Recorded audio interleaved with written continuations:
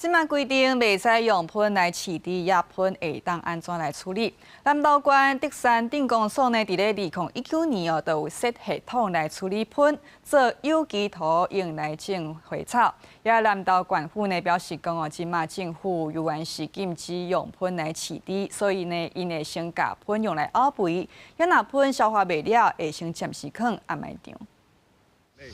像这个季节就可能秋海棠啦、海牵牛啦。清洁队长真骄傲，介绍因种什么款的花草，这是南投县德山的清洁队公所对2019年开始，甲收灯来喷全部去化。唔拿做肥也包做有机土免费发放，清洁员正会每个月第4个拜六免费送，大家小巷公园内花草也拢是对家来，民众回收40个花卡，过会当换有机土，甲喷变肥循环再利用。德山镇公所吼，对民国92年就开始做厨余回收堆肥工课，尤其甲108年做堆肥种花，回收资源的代志，对德山镇公所讲实在无啥物影响着。公所也表示，甲喷气化成功的经验，也去因其他乡镇来参访观摩。也那目前南投县达江产生大约30公吨的喷，县府讲因为中央也未恢复用喷饲猪，所以除了摕来漚肥，消化不了的是暂时先放掩埋场。县级的这个厨余处理设施，